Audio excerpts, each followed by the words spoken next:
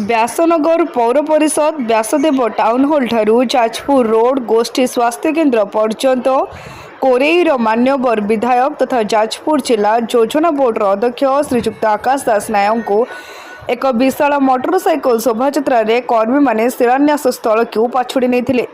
विधायक श्री दास नायक जाजपुर रोड गोष्ठी स्वास्थ्य केन्द्र नूतन गृह निर्माण निमंते शुभ भित्तिप्रस्तर स्थापन करथिले। एही कार्य को पूर्त विभाग निर्माण करने दायित्व नहीं अछंती। कोरेई विकास रे एही प्रकल्प आउ एक पाद आगु जाइछि। विधायक श्री दास नायक एही प्रचेष्टा को व्यासनगर पौर परिषद जनसाधारण भूयसी प्रशंसा करथिले। एही परिप्रेक्षी रे श्री दास नायक कहिथिले आगामी दिन में कोरेईर स्वास्थ्य सेवा गमनागमन पानीय जल क्रीड़ा शिक्षा सबु क्षेत्र में विकास धारा आगु आगे चली। एही स्वास्थ्य सेवार उन्नति हेले एक सुस्थ समाज गठन हो पारिबो। एही शिलान्यास कार्यक्रम रे जाजपुर रोड गोष्ठी स्वास्थ्य केन्द्र मुख्य डाक्तर समेत समस्त कर्मचारी एवं पूर्त विभाग समस्त उच्च पदाधिकारी उपस्थित थिले।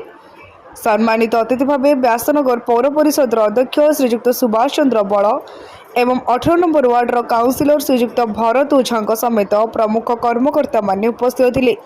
आम व्यासनगरवासी एक खुशी दिन केवल व्यासनगरवासी नुहे समग्र कोरेईवासी कारण जाजपुर रोड मेडिकल आज पाखापाखि 17 कोटी टंका व्यय अटकल एक शुभ भित्तिप्रस्तर स्थापन करागला नूतन बिल्डिंग जहाँफल कि समग्र कोरेईवासी और कोरेई निर्वाचन मंडली बाहर जो मैंने मेडिकल को आसुँच से उत्तम स्वास्थ्य सेवा पाइपर एवं आगामी दिन में ये मेडिकल टीर किभली भाव में अपग्रेडेशन हो पार एवं एक स्वयं संपूर्ण मेडिकल भाव में परिगणित हम ता दिगरे आम चेष्टा करुचु। विश्वास आज ये जो बिल्डिंग टी तैयारी हम आगामी दिन में खूब कम दिन में सरिया को आम लक्ष्य रखीचु।